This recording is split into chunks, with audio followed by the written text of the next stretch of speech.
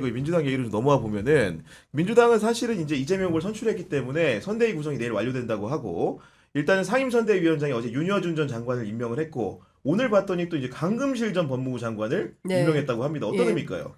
어쨌든 이제 광폭 행보를 하는 것이고요. 다 받아주어라. 다 받아준다. 네, 그 다음에 이제 통합의 바다로 가자. 뭐 이런 네. 것 같아요. 그리고 이제 워낙 국민의힘이 엉망진창이 돼 있기 때문에 보수 유권자들이 갈 곳을 잃었어요. 도저히 국민의힘 지지는 못하겠고 그렇다고 해서 이재명 후보를 찍을 수는 없다라고 생각하는 그 중도 보수의 어간의 표심을 흔들기 위한 작전이라고 생각을 하고 지금 보니까 돌아가는 판이 이 중도 보수가 갈 수 있는 그런 그림을 못 만들고 있거든요. 국민의힘이. 그러니까 이제 확장 전략을 끊임없이 쓰는 것이고 윤여준 장관 저희 프로그램 오늘 인터뷰를 했는데 봤습니다. 네. 예, 꽤 오랫동안 그 이재명 대표하고 관계를 맺어온 것 같고요. 그리고 그 얘기 하세요. 본인 올해 86이시거든요. 이게 상당히 연로하시고 내가 뭐 이렇게 할 수 있는 게 많은 것은 아니다. 그러니까, 네. 뭐 그런 얘기 하세요. 저한테는 이런 얘기 하면 안 되나? 아니 모르겠다. 어쨌든 나야 뭐 밥 한 그릇 얻어먹고 사진 찍는 거지 뭐. 뭐 이런 말씀 하세요. 그러니까 네. 편하게 이제 그런 말씀 하시는 건데 이제 그런 정도로 이렇게 관계가 그리고 이제 본인의 역할보다는 실제로 당에서 하는 사람들 그렇죠. 네. 일종의 이제 그림 저런 분이 이 당의 선대위원장을 맡았다 이재명 캠프의 선대위원장이다 이런 상징성이 있는 것이고 그리고 사실 친문과 친명 간의 갈등이 상당히 셌었는데 그리고 당내 갈등도 많았었는데 이번에 보니까 우상호 의원도 선대위원장으로 그러니까, 합류를 네. 하고 박용진 의원도 선대위 합류 가능성. 뭐 김부겸도 들어온다. 예, 김부겸 총리도 네. 그렇고 그러니까 용광로 선대위를 만든다는 것이고 그중에 이제 강금실 장관 경우에는 그 노무현 정부의 상징 같은 분이잖아요. 검찰 개혁에. 그래서 아까 이제 오다가 통화를 했는데 아직은 준비가 안 돼 있어 좀 메시지 정리를 한 다음에 다음 주 정도에 이제 쭉 인터뷰를 하시겠다고 하는 걸 보니까 어쨌든 민주당 입장에서는 굉장히 뭐랄까 기꺼운 마음으로 다들 캠페인에 참여할 결심을 한 것 같다. 근데 그런 분위기 속에 약간 뭔가 이제 긴장감도 느껴지는 게 저도 이제 그 경선 캠프 파견 나갔던 사람들 얘기 들어봤더니 본선 가면 더 그럴 것 같은데 일단은 당사에 그러니까 예를 들면 당사나 캠프에 앉아 있지 마라. 그렇죠. 뭐 이런 것 같고 보니까 현장에 나가라. 그리고 중앙에 있지 마라. 지금 의원들 분포 같은 경우에도 이번에 과반 득표를 무조건 해야 되기 때문에 현장에 많이 보내서 그 예를 들면 비중으로 따지면 30% 정도가 중앙 캠프를 지키고 70% 정도의 자원은 무조건 지역에 가라. 이런다면서 보니까. 예. 그런 분위기예요. 예. 그리고 이재명 그 후보 같은 경우는 이번 대선이 조금 다른 그런 의미는 있죠. 왜냐하면 지금까지 과반 넘은 후보가 예전에 박근혜 51.6. 그렇지. 예. 네. 박근혜 전 대통령 말고는 없어요. 사실상 없기 때문에 지금 이번에 내란 사태 이후에 요걸 종결하려면 뭐 위원정당 심판 이런 걸 떠나서도 정계 개편도 같이 가게 돼 있거든요. 맞아요. 네. 그래서 이게 넥앤넥 그러니까 예전처럼 49대 51 승부가 나와버리면 사실상 정치적 내전이 또 이어집니다. 예, 왜냐하면 지지하는 세력은 있기 때문에 내전이 쭉 가요. 근데 지금 하는 거 보니까 이재명 후보 같은 경우는 자신의 지지율을 끝까지 그러니까 천장까지 쫙 끌어올리려고 하는 거고 벌써 이제 홍준표 시장 탈당하셨잖아요. 예. 도와줄 것 같습니까? 국민의힘? 한덕수 도와줄 것 같아요? 탈당했는데 뭐. 예. 예. 아니 한덕수는 들어가고 나는 나왔다. 이제 이 멘트 치면서 나는 이제 자유인이니까 국민의힘을 내가 비평해 보겠다. 그렇죠. 예. 아니 늘- 여기 정치기사고 늘 출연한다니까요. 아니 근데 민주당은 보니까 그 보험회사처럼 지역별 할당이 있는 것 같아요. 할당, 지역별 네, 할당. 지역별 할당. 그러니까 네. 이제 김승원 도당위원장이 오늘 저희 프로그램 출연했었는데 지난 대선 때 40만 표 이겼는데 이번에는 150만 표 이기겠다. 목표로 뛰고 있다. 오. 그러니까 보험회사 막 이렇게 수치 써놓고 뭐 이번 달에 달성해야 돼. 달성하자. 목표 뭐 이런 거 있잖아. 아자. 그러니까 그런 보험회사식 선거 캠페인을 한다. 인센티브는 있나요? 인센티브 있을 수 있죠. 공천 인센티브가 있죠. 공천 보니까, 인센티브도 네. 있고 지금 벼슬이 몇 자리가 걸렸으니까 어마어마하죠. 그러니까, 네. 그래서 제가 보기에는 각 지역마다 지역위원장들 그리고 오늘 권오을 전 한나라당 맞아. 의원, 예. 아, 제가 오랜만에 그 소식을 접하고 전화를 했더니 전화번호가 017이야. 권오을이냐 이렇겠네. 그러니까 완전 노무현 정부 때 2002년에 연락하고 그러니까, 네. 이제 연락을 하니까 너무 오랜만이어서 번호가 017이더라고요. 그러니까 그런 정도인데 이제 이런 분도 경북 지역을 다 마크맨인 거예요. 그렇죠, TK 네. 마크맨 이제 권오을 이렇게 해서 역할을 하는 거니까 전국이 그야말로 이제 뭐 그 조직적으로 캠페인을 시작하는 것 같다라는 생각이 좀 들었어요. 그리고 이제 공약도 언론에 보도가 많이 되기 시작했는데 검찰 개혁이야 뭐 어제도 저희가 얘기한 부분이고 그 기재부 관련된 부분 관련해 가지고 오늘 일제히 언론이 기재부를 대수술할 것이다 이재명이 당선되면 이런 얘기를 내놓습니다. 어떤 방안이 이정주 기자? 그러니까 기재부가 이제 두 개로 쪼개져야 돼. 예전에 원래는 재정경제부와 기획예산처 그렇죠. 이렇게 나눠져 있었고 예산 기능하고 그 기재부가 이제 예산을 편성하는 기능 그리고 예산을 배분하는 기능. 그렇죠. 네. 재정 정책 쓰는. 그렇죠. 운용하는. 네. 요 두 개로 이제 원래 그러니까 예전에 이제 DJ 노무현 정부 때는 쪼개져 있다가 또 포함됐다가 쪼개져 있다가 이렇게 여러 번 이제 어떻게 보면 조직 개편을 몇 번 했어요.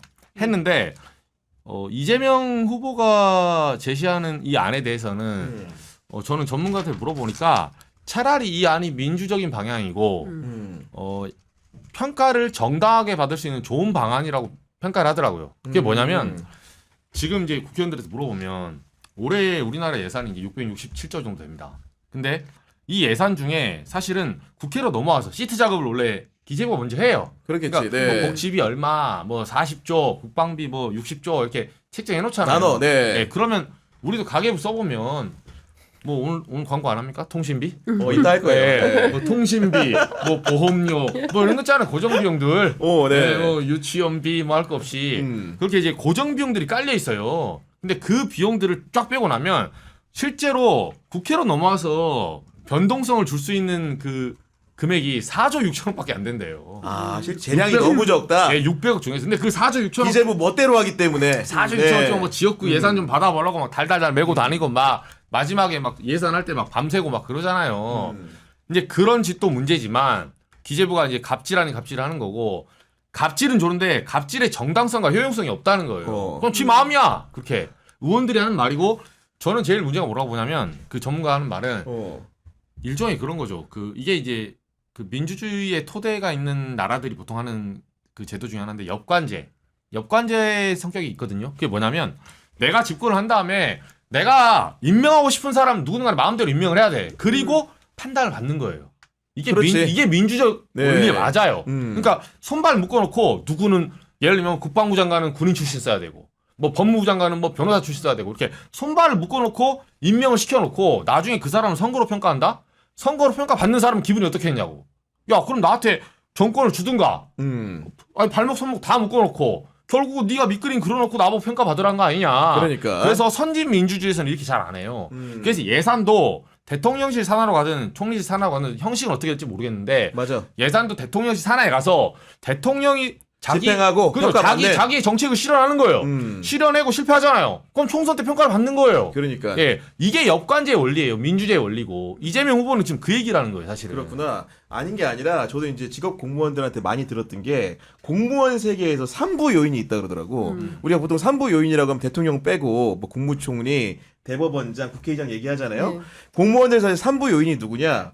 기재부 예산실장, 세죠. 그다음에 행안부 조직국장, 그다음에 감사원 공공감사국장. 옛날 이름으로는 지금은 이제 공직감찰본부장인가 그렇던데 그만큼 기재부의 예산실장이 전 부처를 상대로 해서 그립을 쥐고 들었다 놨다 하는 겁니다. 엄청나죠. 그런 상황이 있다는 거예요, 엄청나죠. 보니까. 그리고 우리 국회에서 이제 출입해 보면은 예산결산특별위원회가 있잖아요. 그쵸. 거기가 이제 사실은 방망이 치니까 힘이 센 것처럼 보이지만 어떤 풍경을 목도했냐면은 그 예결위 간사, 간사가 예산실장한테 예산실에 전화하면 전화기 꺼져 있어. 그러니까 심의하고 뭐 할 게 없는 거예요. 그렇죠. 네. 근데 지금 민주당 안은 그 이제 예산처를 총리실 산하로 보낸다는 그 확률이 거잖아요. 높죠. 예. 네. 그러니까 이제 그 동안은 사실 기재부의 그러니까 기재부 경제부총리의 누가 되느냐 경제 관료가 예산 돈줄을 딱 쥐고 실제로 정부가 중요한 순간에 집행해야 되는 예산을 쓰지 못하도록 몽리를 부리고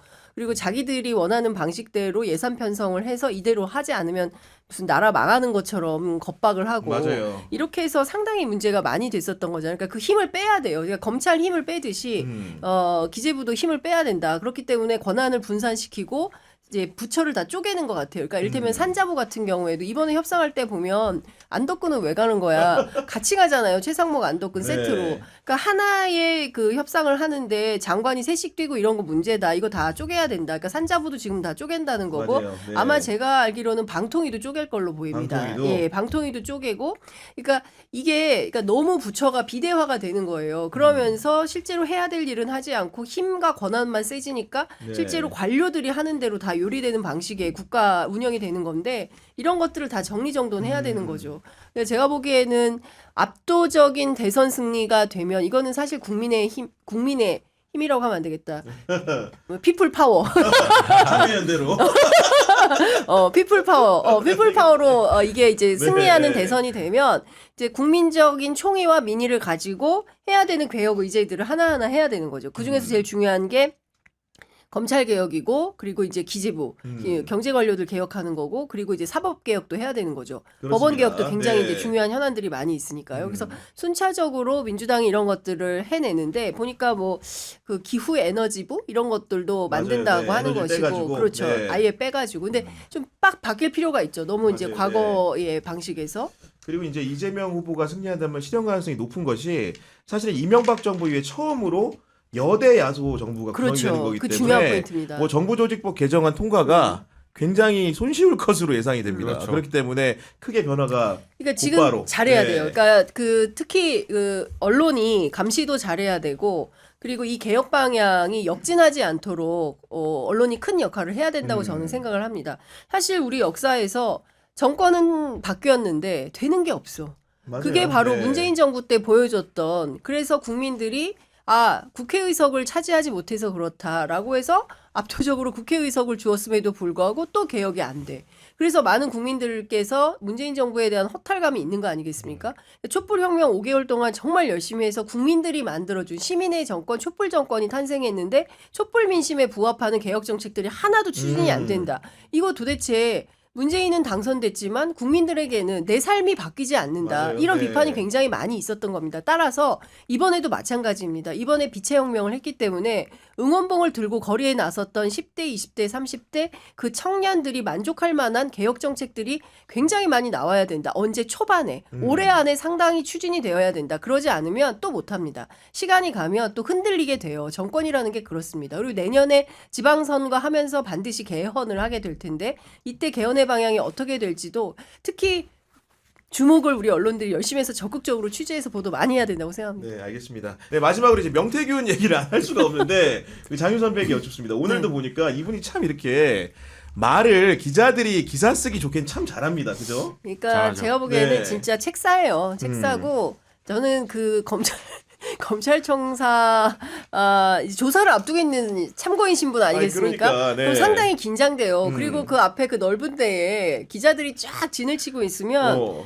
그게 상당히 그럴 텐데 만나면 좋은 친구 노래를 하는데 깜짝 놀랐는데 상남자네. 그 아마 자기 부인이 보고 있다고 생각해서 이제 그런 얘기를 했을 텐데 오세훈 잡으러 왔다고 얘기를 했잖아요. 근데 저한테 그러니까. 어떤 얘기를 했냐면 홍준표 지금부터 하면 재미없잖아. 라고 하면서 이제 양자 경선에 홍준표가 올라갈 텐데 그러면 그때부터 자기 시작한다. 홍준표 공개 안 된 거 많다 이랬거든요. 아니, 근데 지금 이렇게 근데 이제 나가 떨어져 버렸어요. 그 탈락을 네. 해버려서 그러니까 지금 보니까 오세훈도 불출마 선택을 하고 그다음에 이제 홍준표도 탈락하는 걸 보니까 명태균이 세네. 아, 이거 명태균의 예, 저주라는 생각이 갑자기 드는데 지금. 두 사람 네.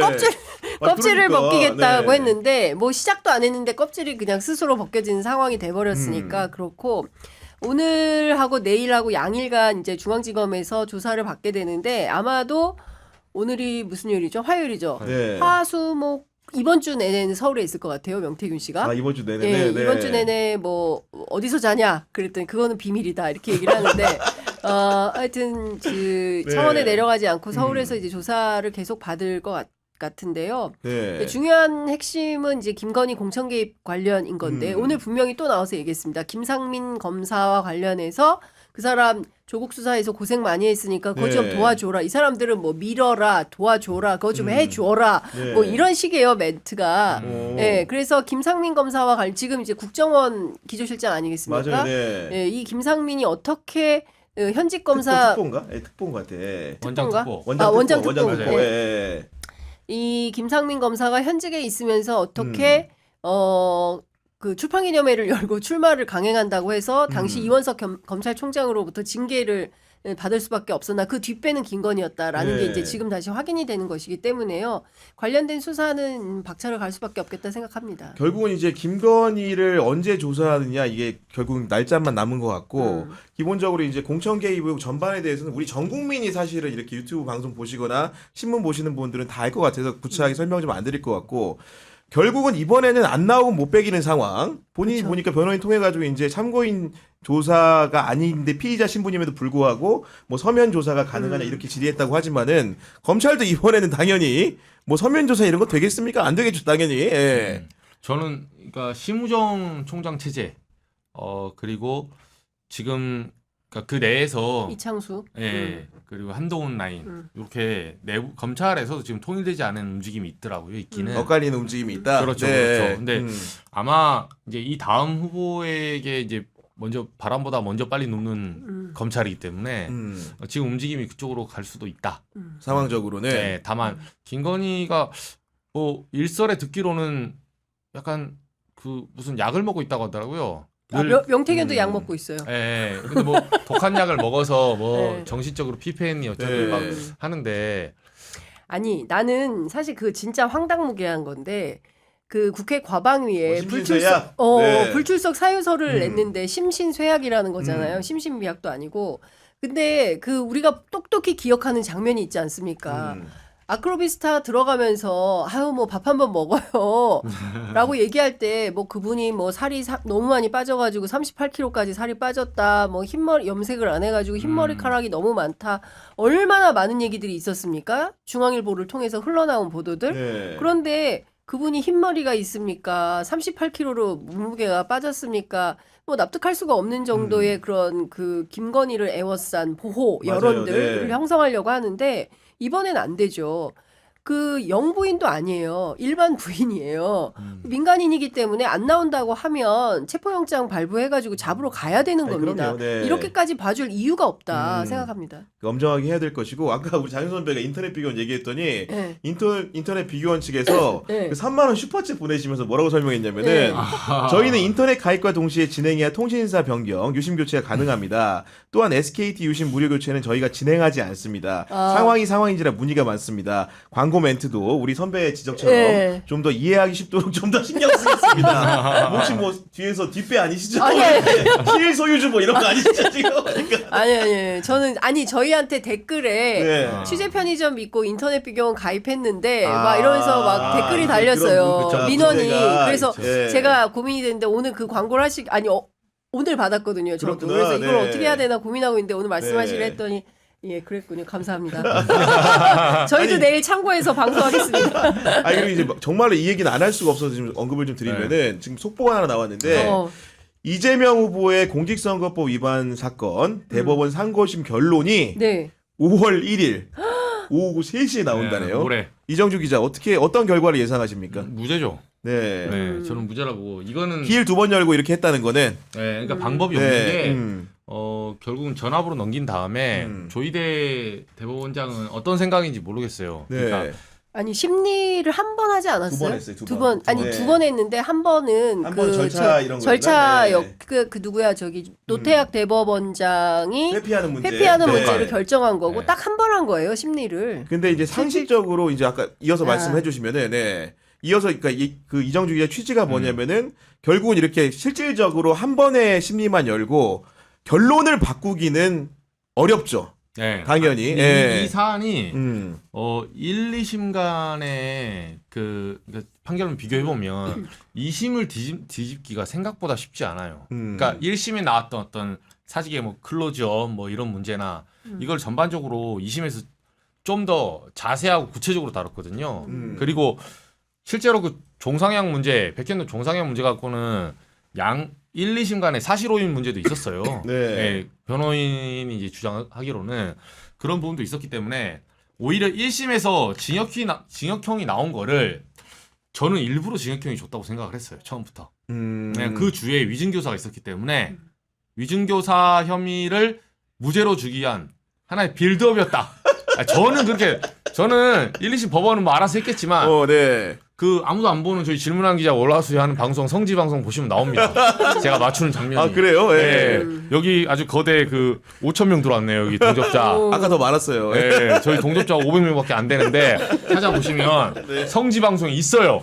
제가 그 주에 얘기를 합니다. 위증교사 무죄다 이렇게 무죄 나왔어요. 그렇구나. 네. 네. 우리 장윤 선배는 좀 어떻게 관망을 하십니까? 글쎄 이렇게까지 빨리 잡힐 줄은 몰랐다. 그러니까 지금 그러니까. 많은 이제 법률 전문가들이 대통령 후보 등록 기일 전에 네. 유죄 취지로 파기 자판은 못한다. 왜냐하면 맞아요. 항소심에서 무죄를 확정했기 때문에 무죄를 확정한 거를 대법에서 이제 법률심인데 대법에서 그거를 파기 자판을 해서 형을 정한다는 거는 아예 있을 불가능한 수가 일이고, 없는 네. 일이다. 그래서 이거는 불가능한 거고 최악의 경우는 다시 그 파기 환송을 고법으로 하는 건데 그러면은 이게 상당히 황당해지는 것이죠. 네. 그리고 아마도 이렇게 되면 그 보수의 그 극우 쪽에 뭐 소송 좋아하시는 분들 있잖아요. 서울시 의원도 네. 있고 이런 분들이 이제 출마를 못하게 하는 가처분 소송 같은 거를 제기할 가능성이 매우 높다는 것이죠. 근데 법원에서 이게 받아들여질지는 모르겠지만 네. 지금 상황에서는 뭐 상고 기각으로 다 털어줄 리는 없는 것이고 그러려고 이렇게 급하게 조희대 대법원장이 은전을 베풀리는 만무한 거 아니겠습니까? 근데 그거 아니면 또 다른 그 개연성은 지금 상황에서 생각해 볼 수 있는 것은 상고 기각은 아니고 그리고 네. 그 파기 이 자판도 아니고 그럼 이제 파기 파기 환송 환송이다. 예. 가능성이 제일 높은 거 아닌가 싶은데요. 유죄 취지로. 저는 개인적으로 이제 저도 이제 법조 기자 생활을 좀 했기 때문에 그냥 관측을 말씀드리면 제 개인적인 생각이 네. 대체로 제가 장윤 선배 의견이 비슷한데 이번엔 좀 다릅니다. 저는 개인적으로 상고 기각이 나올 것 같고 아마도 이제 원심의 결론을 뒤집으려면은 이렇게 짧은 더구나 그러니까 중차대한 사건이기 때문에 무죄 확정. 너무 중차대한 사건이기 때문에 이거를 과정도 합리적으로 설명이 돼야 되는데 이렇게 기일을 적게 열고 원심을 파기하기는 좀 어려울 것 같다. 그리고 특히나 이제 1, 2심 사이의 쟁점이 보면은 사실심에 해당하는 그러니까 법률적 쟁점이라기보다는 정말로 아느냐 모르느냐의 문제, 국토부의 압력이 있었냐 없었냐 문제였기 때문에 그런 문제를 초월한 상태의 법원의 심급이라는 게 3심이고 상급심이거든요. 그렇기 때문에 법리 오인의 문제를 따진다면은 아마도 그런 결론을 내리기는 어렵지 않을까 싶고 개인적으로는 빨리 내리는 배경에는 저는 이런 생각을 해봅니다. 원래는 헌법 84조에 나오는 불소추 대통령의 이제 불소추 특권 쉽게 얘기해서 재임 중에 내란과 외환을 제외하고는 그 기소되지 않는 건데 네. 그게 이제 재판을 받지 않을 권리까지 포괄하는가의 문제에 대해서는 판단을 아마 안 하는 것 같아요. 그렇기 때문에 5월 1일 날에 공직선거법 위반 사건 본체만 두고 판결을 내리기 때문에 그 문제에 대해서 별도 의견 보충 의견을 낸다는 얘기가 있었지만 실제로 그런 판단을 안 하기 때문에 이렇게 빨리 좀 나오는 것이 아닌가. 상고 기각될 거다. 네, 그리고 아마도 이제 그 심급별로 진행 중인 여러 가지 5개 재판에 대해서는 개별 재판부의 의견을 존중하는 게 아닌가라는 그 얘기는 좀, 하더라고요. 네, 가볍게 해봅니다. 네. 전체 12명의 그 대법관 가운데 이 발표를 할 때 의견을 물을 때 제일 연차가 낮은 네. 저연차 순으로 한대요. 그래서 6인이 상고기각 그러면 거기에 조희대 대법원장이 표를 얹어서 네. 이제 그 7대5로 결정을 하게 된다라고 얘기를 하더라고요. 근데 지금 뭐 진보 성향 둘, 그 중도 보수 성향이 10명 뭐 이렇게 하죠, 해서 보통. 이제 네. 그 성향 분석을 하는데 그와 관계없이 말씀해 주신 대로 대통령이 선출이 되면 이거 말고도 여러 재판이 계류되어 있지 않습니까? 네. 이재명 대표가. 근데 이 재판을 가야 된다, 말아야 된다. 이게 지금 뭐 대법원 판례도 없고 무슨 결정된 예가 없기 때문에 이런 이재명 대표의 경우에 어떻게 법원이 해야 되는가 재판 기일을 이미 뭐 잡아야 되는 경우도 있고 네. 뭐 이런 거예요. 그러니까 마치 즉시 항고를 포기함으로 인해서 앞으로 이제 시간으로 계산하면서 앞으로 우리 구속 기일을 어떻게 정해야 돼라고 검찰 내부에서 논란이 있었던 것처럼 법원 내부에서도 후보도 그와 흡사한 이제 의견이 있을 수 있다. 그래서 그 문제를 정리하기 위한 절차로도 보인다라는 얘기를 하긴 하더라고요. 알겠습니다. 어쨌든 간에 결론을 봐야 될 텐데 정말로 잊을만 하면 한 번씩 사법 이벤트가 이렇게 닥쳐와가지고 저는 맞아. 잠시만. 네. 이거 사람들이 그러니까 그 우리나라가 이제 사법제도에 대한 무슨 과거 시험 보고 대단한 이게 있는 것처럼 좀 착각하는 경향이 있어서 제가 선거법에 대해서 다시 한번 얘기하는데 저는 이게 이제 상고심이든 뭐 8사주 말씀하는 게 다 이해해요. 다 이해하는데 지금 이재명 그 후보의 그 혐의가 위증교사면 이럴 수 있어요. 그러니까 위증교사만의 2심에서 무죄 나왔는데 상고심을 한 다음에 대법원에서 지금 뭐 전원합의체해가지고 빨리 때린다 안 때린다 그럴 수 있죠. 네. 그럴 수 있는데 선거법은 공직선거법 250조 있잖아요. 허위사실에 대한 어떤 지금 형사처벌 아닙니까? 선거법 가지고 그것도 명백하게 무슨 여기 유인물의 학력이나 무슨 고향 이런 것도 아니고 토론 나가서 말하다가 잘못한 걸로 형사처벌한 나라 OECD에 있으면 하나만 대봐요. 그러니까 네. 그리고 그런 사례가 대선 후보가 떨어진 게 하나만 대봐요. 없어요. 없다니까요. 그리고 이렇게 말하면 어떤 사람들은 저한테 가면 거짓말 해도 되냐니까 거짓말 하지 말라 하라는 게 아니라 민사소송을 한다니까요. 다 민사소송이에요. 처벌을 하되 처벌에 비례의 원칙이 있는 거예요. 선거법으로 민사소송하거나 또는 망신주기를 하죠. 네. 트럼프 같은 경우는 막 뭐 플로리다 가서 뭐 얘기할 때 40분 동안 막 거짓말 100개 이상 막 뱉어놔. 그럼 밑에다가 다 언론들이 팩트 체크를 해서 그쵸. 이 사람은 거짓말쟁이다. 이 사람 공약 믿지 마라. 그렇게 해서 결과적으로 그 사람의 득표율에 타격을 주는 방식으로 가는 거고 다른 또 선진국 OECD 나라들은 대부분 민사소송을 합니다. 내지는 사문화되어 있는 법이에요. 근데 아니 선거법 가지고 형사처벌 후보 그것도 대선 후보에 야 너는 그때 말할 때 잘못했어요. 대선 후보 날린다? 이런 나라가 어디 있습니까? 그러니까 이거 네. 제가 유죄 나오면 저는 기자 은퇴하겠습니다. 그리고 제가 사법개혁 운동해야 돼. 야참 이정 아, 진짜 방송의 달인이야. 저는 이재명 후보를 역시 CBS 괴물한 게 제가 아니네. 이재명 후보를 지지하지 않지만 이런 나라에 어떻게 삽니까? 네, 이런 네, 우주국에 이런 멋있다. 있죠? 은퇴하고 혹시 민주당 가는 거 아니지? 저는 무소속 홍준표 시장하고 같이 제가 무소속. 네, 네. 홍준표 시장하고 같이 사법개혁 운동할게요. 서로 방향은 좀 다를 것 같아. 서로 좀 방향을 다를 것 같은데 아니 세상에 아니 우리나라 그러니까 민도를 뭘로 보고 선거법 형사처벌 나라가 없다니까요. OECD 있으면 하나만 갖고 와봐요. 하나만 대선 후보 이렇게 날아가는 거 하나만 갖고 와봐요. 없어요. 네, 알겠습니다. 네. 민사로 해야 되고 방식에 문제가 있다. 그리고 이 기소권은 검찰이 지고 있거든요. 네. 법 싸그리 바꿔야 돼요. 알겠습니다. 오늘도 이제 갑시다, 다양한 저의 은퇴 방송인가요? 오늘 저의 은퇴 방송. 아니 내 은퇴 예측으로는 은퇴 방송은 아닐 것 같긴 한데 야참 상고기각 상고기각. 정말로 그러니까 정말 이정주 기자에 대해서 여러 평가를 하게 되는데 선배 기자 아닌 것 같죠? 네, 그는 연예인 같아. 아니, 저의 진심을 저 선거법에 대한 제 진심입니다. 진심. 알겠습니다. 안녕하세요, 장윤선 기자입니다. 경향TV 멤버십 오픈을 축하드립니다. 안녕하세요. 신인규입니다. 박수산입니다. 자, 경향TV 멤버십 오픈을 축하합니다. 구교영 기자는요 못생겼어요. 이게 농담인데 얼굴로 승부 보거나 잔재주를 피우거나 이런 사람이 아닙니다. 예전에 검찰에 오래 출입도 했고 그러는데 정말로 고된 상황에서도 끝까지 본인의 책임을 완수하려는 그런 성실함이 좋았고 또 하나는 굉장히 유머러스가 합니다. 그치, 그래서 구교영이 처음 만난다라고 했을 때, 이 프로그램 만든다고 했을 때 그래 경향에는 구교영이 있었어 이 생각을 했거든요. 구교영 덕분에 또 경향TV가 빠르게 성장할 수 있지 않았을까 그 생각을 하고요. 저도 미약하나마 도움이 될 수 있도록 노력하겠습니다. 정치 비상구의 최고의 매력은 구교영입니다. 구교영 기자가 있음으로 인해 가지고 동네 동생처럼 편안하게 제 마음에 스며들어 가지고 제 가슴 속에 있는 모든 것을 털어내게끔 만드는 그런 탁월한 재주가 있어요. 구교영의 따뜻함, 그리고 따뜻함 속에 묻어있는 날카로움, 이게 정치 비상구의 최고의 매력이 아닌가 그런 생각이 듭니다. 일단 첫 번째 너무너무 성실하고요. 두 번째 정말 취재를 열심히 하는 기자이고, 그리고 세 번째는 이 뉴스를 발굴하는 힘과 그 다음에 매치하는 힘과 그리고 이것을 이슈 파이팅하는 힘까지 진짜 엄청난 파워가 있는 기자다라는 생각을 합니다. 조금 더 일찍 만났더라면 같이 일하고 싶은 그런 기자다라는 생각이 들 정도로 정말 볼수록 매력 덩어리고요. 사실 경향신문의 보물 아닌가 저는 개인적으로 그런 생각도 합니다. 안녕하세요, 최경련입니다. 경향TV 멤버십 오픈을 축하드립니다. 안녕하세요, 기수자입니다. 경향TV 멤버십 오픈을 축하합니다. 네, 아무래도 구교영 기자의 유쾌함 그리고 방송을 역시 또 기자 출신이라서 깊이 있는 질문이 많이 쑥쑥 들어오고 거기에 또 빨려드는 재미가 있는 것 같습니다.